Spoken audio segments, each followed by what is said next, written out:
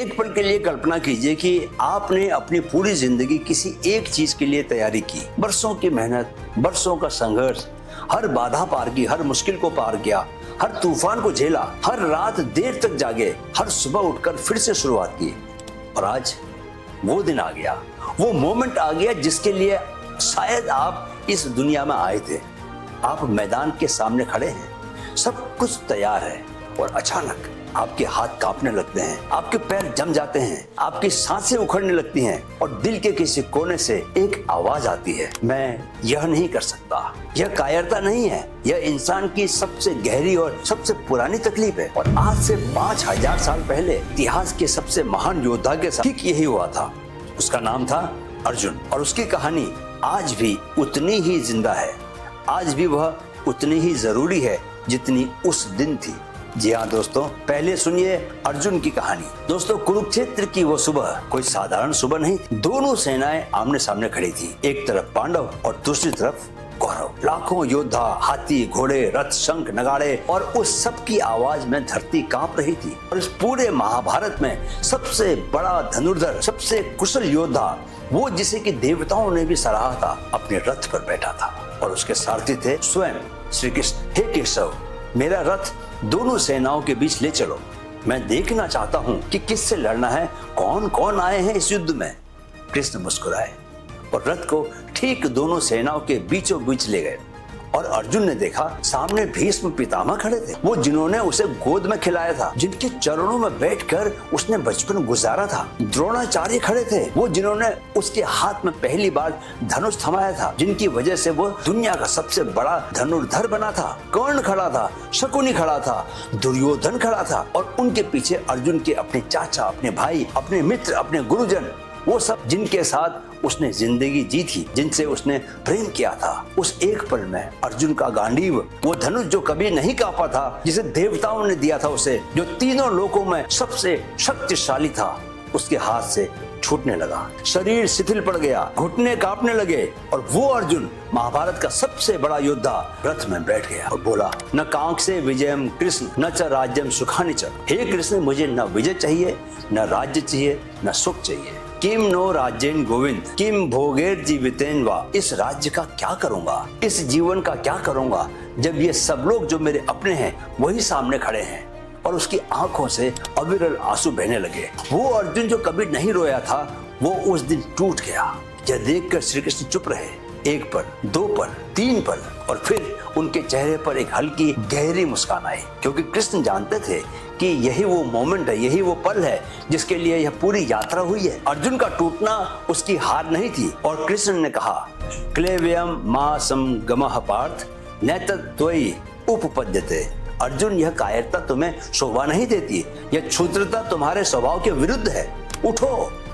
और फिर उस रथ पर बैठकर कुरुक्षेत्र के उस मैदान में श्री कृष्ण ने जो कहा वो भगवत गीता बन गई, मानवता का सबसे बड़ा ग्रंथ, जो आज भी 5000 साल बाद पूरी दुनिया में पढ़ी जाती है, जो पूरी दुनिया को रास्ता दिखाती है। अब जरा यहाँ रुकते हैं दोस्तों और समझते हैं कि अर्जुन के साथ असल में हुआ क्या था। क्योंकि वेदांत कहता है कि अर्जुन गलत नहीं था, उसका दर्द असली था, उसके सवाल असली थे और उसका प्रेम भी असली था। लेकिन उसकी एक बहुत गहरी गलती थी और वेदांत कहता है कि यही गलती हम सब रोज करते हैं। वो गलती थी अपनी पहचान को सिर्फ इस शरीर, इस नाम, इन रिश्तों और इन परिस्थितियों से जोड़ना। अर्जुन कह रहा था कि अगर ये सब मर गए तो मेरा क्या। वो खुद को एक पुत्र, एक भाई, एक शिष्य इन्हीं रूपों में देख रहा था और जब ये रूप खतरे में आए तो वो बिखर गया। कृष्ण ने उसे वो सत्य सुनाया जो वेदांत का सबसे गहरा सत्य है। नैनम छिन्दन्ति शस्त्राणि नैनम दहति पावकः न चैनम क्लेदयन्त्यापो न शोष्यति मारुतः। इस आत्मा को न शस्त्र काट सकते हैं, न अग्नि जला सकती है, न पानी भिगो सकता है, न हवा सुखा सकती है। तू सिर्फ यह शरीर नहीं है, तू सिर्फ यह नाम नहीं है, तू सिर्फ ये रिश्ते नहीं है। तेरे भीतर जो आत्मा है वो अजर है, अमर है, अविनाशी है और उस आत्मा को कोई परिस्थिति, कोई परिणाम, कोई हार छू भी नहीं सकती। और फिर कृष्ण ने वो सूत्र दिया जो आज भी करोड़ों लोगों की जिंदगी बदलता है। कर्मण्येवाधिकारस्ते मा फलेषु कदाचन मा कर्म फल हेतुर्भूर्मा ते संगोस्त्व कर्मणि। तेरा अधिकार सिर्फ कर्म पर है, फल पर कभी भी नहीं। न फल की कामना से कर्म कर और न ही अकर्म में आसक्त हो। यह सुनने में बहुत सरल लगता है दोस्त, लेकिन इसकी गहराई असाधारण है। अर्जुन इसलिए नहीं रुका था कि वो आलसी था या डरपोक था, वो इसलिए रुका था क्योंकि उसे रिजल्ट का इतना गहरा डर था कि उस डर ने उसकी पूरी एक्शन शक्ति को जकड़ लिया था। वो आउटकम से इतना डरा हुआ था कि कर्म ही नहीं ले पा रहा था।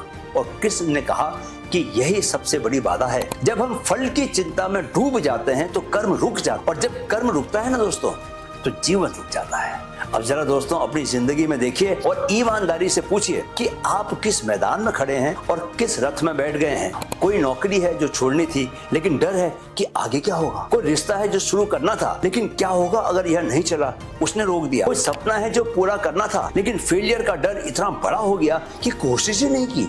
कोई सच है जो बोलना था, लेकिन लोग क्या सोचेंगे ने चुप करा दिया। यह अर्जुन वाला मोमेंट है और यह हर इंसान की जिंदगी में आता है, बिना किसी अपवाद के सबकी जिंदगी में आता है। वेदांत यहाँ एक बहुत जरूरी बात कहता है दोस्तों, जो हमें आज के जमाने में समझनी चाहिए। जब आप फल की चिंता छोड़ देते हैं, तब एक अजीब और सुंदर चीज होती है, आप बेहतर काम करते हैं। क्या? आप बेहतर काम करते हैं, क्योंकि जब डर नहीं होता तो पूरी ऊर्जा, पूरी चेतना, पूरा ध्यान सिर्फ उस काम में लग जाता है जो सामने है। एक क्रिकेटर जो सिर्फ एक गेंद पर फोकस करता है, वो उस क्रिकेटर से कहीं ज्यादा बेहतर खेलता है जो हर गेंद पर सोच रहा है कि अगर आउट हो गया तो। एक स्टूडेंट जो सिर्फ पढ़ाई में डूब जाता है, वो उससे बेहतर करता है जो हर वक्त सोचता रहता है कि अगर फेल हो गया तो। एक एंटरप्रेन्योर जो सिर्फ अपना काम करने में लगा हुआ है, काम में डूबा हुआ है, वो उससे आगे निकलता है जो हर दिन कंपटीशन देख देख के घबराता रहता है। कर्म में डूब जाओ, फल खुद आता है। यही गीता का सार है, यही वेदांत का जीवन सूत्र, यही वो प्रिंसिपल है, वो सिद्धांत है जो अर्जुन के उस दिन कुरुक्षेत्र में काम आया। अर्जुन उस दिन रथ में बैठ गया था, लेकिन वो उठा, उसने गांडीव उठाया, उसने वो युद्ध लड़ा जो उसे लड़ना था, और उसने वो जीत हासिल की जो इतिहास में दर्ज हो गई। इसलिए नहीं कि उसका डर खत्म हो गया था, बल्कि इसलिए कि उसने डर के बावजूद कर्म को चुना। कृष्ण ने उसे एक बात समझा दी थी, तो जो है वो इन परिस्थितियों से बड़ा है। तेरी आत्मा इस डर से बड़ी है और तेरा असली स्वरूप किसी भी परिणाम से परे है। आज आपसे भी मुझे यही कहना है दोस्तों, आप जो है, आपकी आत्मा, आपका असली स्वरूप, वो इस डर से बड़ा है, वो इस परिस्थिति से बड़ा है, वो इस फेलियर के डर से बड़ा है। जो काम आप टाल रहे हैं, जो कदम आप उठा नहीं पा रहे, जो जिंदगी आप जीना चाहते हैं, उसके लिए बस एक काम कीजिए, धनुष उठाइए, बाकी कृष्ण खुद देख लेंगे। यही तो वेदांत है। मिलते हैं अगले एपिसोड में। जय श्री कृष्णा।